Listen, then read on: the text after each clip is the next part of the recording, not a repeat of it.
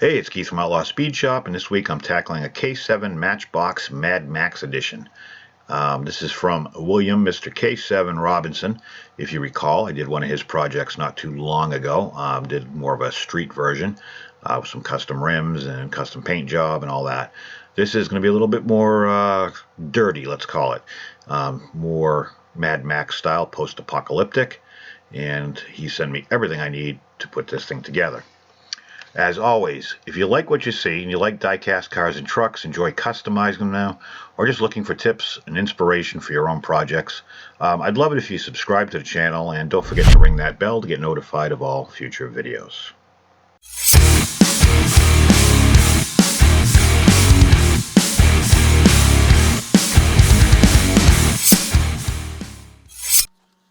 So yeah, I've got quite a project ahead of me. This took me a long time to do, but as always, first thing I'm going to do is take it apart. These pretty much come apart very, very easily. I was very surprised at how easy they came apart. 3 screws on the bottom, and it pretty much just pries out.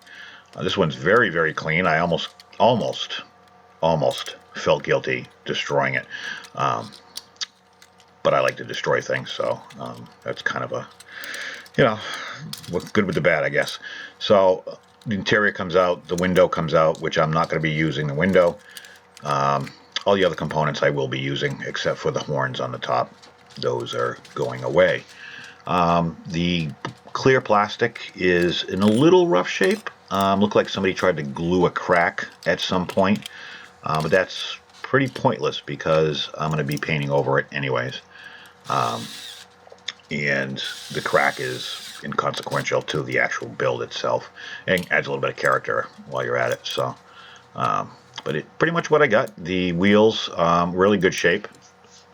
Not using them. Pretty much, he sent me a Volkswagen and a Nomad to do something with to kind of incorporate into the vehicle. When I started this project, I would say for, I don't know, the first day or so, I really didn't have a clue what I was going to do or how I was going to do it. You know, I had some rough ideas, but that was about the extent of it. And if you watch any of my videos, you know I have no clue 90% of the time when I start a project. You know, I have a slight vision usually, but that's about as far as it goes. So everything attaches to this black base, which sits inside the bed where the vehicles would sit. So I just tapped that out. The wheels that he sent are the green light off-road wheels, and they are very wide. And if you look at the inside of this, you'll notice that the fenders, the inner fender wells, it's very thick there for the material. So in order to get these to fit, I had to do a few things. I started off by using my barrel sander on my Dremel tool and just grinding the inside fender wells as smooth and as thin as I thought I could get away with, and it worked better. The problem was it was still, when it was attached and screwed down, they rubbed. And a lot of Gaslands, post-apocalyptic stuff, you don't care if it moves or not, but I wanted it to stand a fighting chance, so I decided to drop the axles a little bit. So in order to do so, I had to use an axle tube and grind away some spots on the actual chassis. You can see me marking them off here. Where they originally would sit, I'm just bringing it down a little bit, and also using an axle tube, which kind of brings them back up a little. So I was finding that half balance there. As you can see, they still roll pretty decent when it's attached to the body. So that was obstacle number one. The theme of this whole project, and if you recall, a few weeks ago I did the 3 cars that are going along with this as chase vehicles, and everything that was going to tie it in was going to be like a greenish army color, and I wanted to have some shades of that. So as a base coat, I use that matte green paint, and even though I'm going to end up covering it, it's a good base, and then I bring out some highlights in it later. So that's what's tying it all in together. So if you don't understand the theme of everything, you can go back and watch the other video as well. So once I've got everything kind of where I think I want it, I dump every piece and bit and tube and piece of styrene I have on my bench, and I just start screwing around. And the front end of this is probably, once I get this done, the vehicle flowed together. So I took some 1/16 axle tube and I just started bending it. I drilled some holes in the front and I just kind of bent it as almost like a guard to go over the windshield. And then I used the holes for the horns and stuck them in that. And I just kind of, they're thin enough and the aluminum is pliable enough where you can kind of bend it. And then at this point, I just started cutting stuff up and gluing it on. I wish I could tell you there was a rhyme or a reason, but there wasn't. The guns he sent me were from Mad Cars. Some are from Ken Overby over on the Facebook Gaslands page. I just started gluing stuff on. It's all about, when you're doing these, I find by layering stuff. Like you can see I did the windows. I'm layering a gun on top. I'm taking a piece of bead wire and I'm using that as almost like an electronic feed to move the gun, sticking that through the styrene. This is the fun part. I wanted a turret with the half a Volkswagen, and in order to do it, I took different size tubes where they would fit inside on the styrene, and I wanted to use that because I wanted the turret to be able to rotate. So I put a small piece underneath, you can kind of see right there, and I made a base that's going to sit into it, and I'm going to mount the Volkswagen or the half Volkswagen on top of that as my turret, and that way it rotates. And took a few minutes to figure out how to do it, but once I get into it and just started cutting crap up, it actually worked out really well. And you know, I'm not showing everything and I'm skipping over some stuff. There's no way. There was over 2 hours of footage on a 20-hour build, so there's no way I can show everything. This is more just for inspiration. Maybe if it gives somebody an idea or sparks something, then it served its purpose. So I'm mounting some guns pretty much everywhere. I get the gun turret, I get the gun on the top, I get the gun on the side, and then I'm going to put some more guns on the driver's side rear. I get some grates that were part of a kit, I believe from Ken as well. I put those on the top almost as steps on the clear part. I did that spare tire. I was going to put it on the top, but it just didn't fit. Here I'm fabricating out of brass tubing, just kind of like a bar to go across the back. No reason, serves absolutely really no purpose whatsoever. I just thought it looked kind of cool. Then I'm going to put some pipes sticking up on a piece of I-beam that'll rest up against it, and then I'll end up putting some stuff in those tubes later on in the build.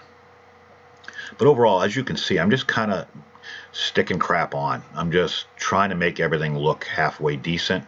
And in a post-apocalyptic world, you know, something rusts out, you put a piece of sheet metal over it. That rusts out, you put a piece of sheet metal over that. And that's kind of what I'm doing. And I find when you do that on these types of builds, it just layers in. You can see the door there. I added some gas cans. Those are from Ken Overby as well. I got that side window. I made a hinge for it so it'll hinge up. It's tight, but it does open. You can see right there. Exhaust tubes, gun turret on the front. Citadel Chaos Black on the back. You can see right there how that turns.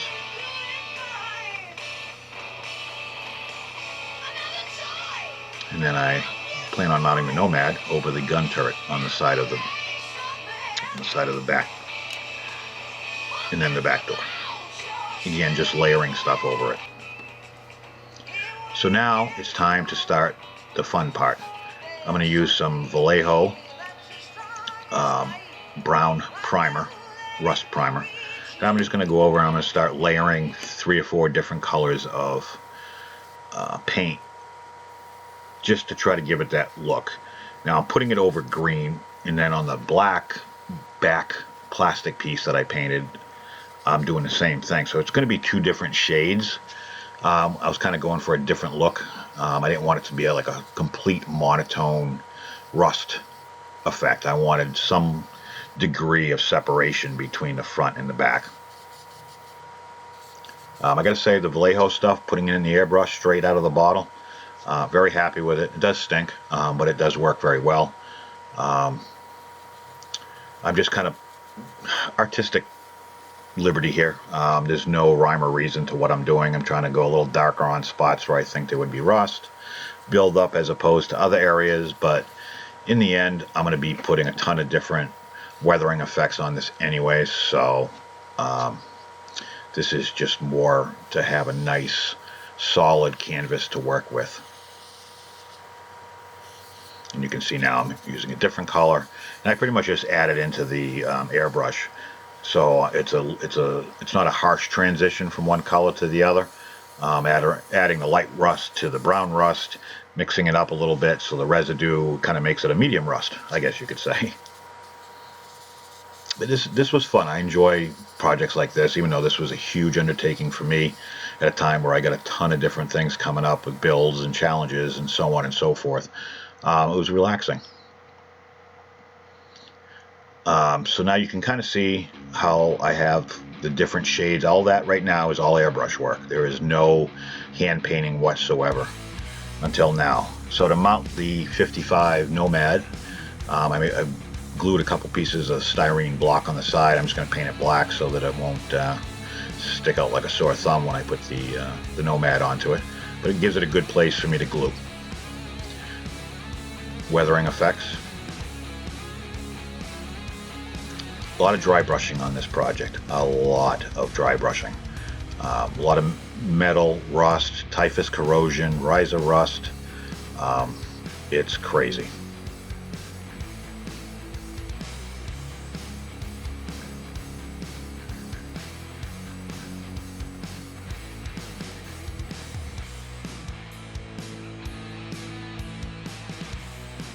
Here I'm dry brushing some Retributor armor from Citadel on, just to give some spots a little bit of a difference of a metallic look from the silver to the bronze.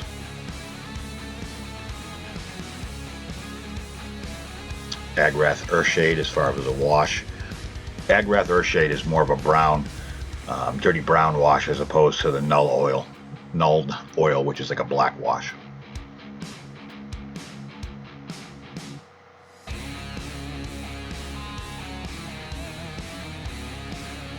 Paint marker, 613 was the actual number that I used on the other K7 build I did, so I figured I'd throw that in there and add a little bit of yellow so it has some of the original. I didn't paint the inside, so it still looks like it was the original yellow and somebody painted over it and then it rusted.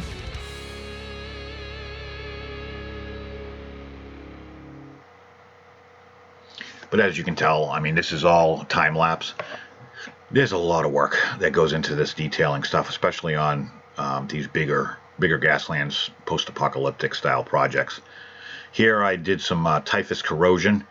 If you watch any of my other videos that are Gaslands related recently, I've been using that.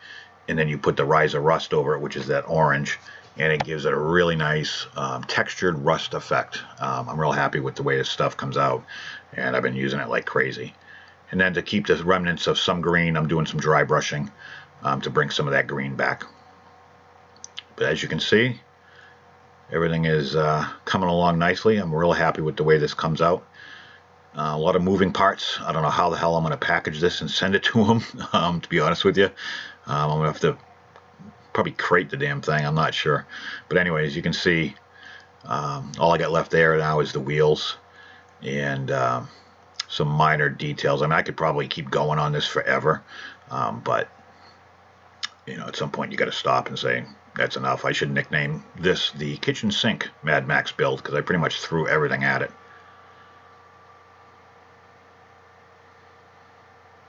And I'm always going back and dry brushing some extra effects on just for more layering purposes, so everything's not so flat and one colorish. Here I'm using the Xandri dust to add some weathering to the wheels and like it was been driving through the desert. So again, as always, shout out to my Patreon members, Chris Smith, Joey Williams, Kristen Stanaland, Stephen Mance, William Robinson, who's sponsoring this actual video, one-time pledge of Chris Stanifer, and of course Devil's Details Diecast, Matchbox Garage, Alvarez's Diecast Customs, and Jim SILVA Those with the YouTube icon next to their name, their links are down below. Please check out their channels. This is the finished product. This was a blast to do. I'm so glad I got the opportunity to do it. It works perfectly with the other vehicles. As always, I appreciate everybody who watches.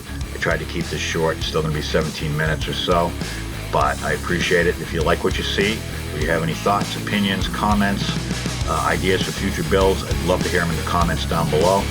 I'll catch you on the next one.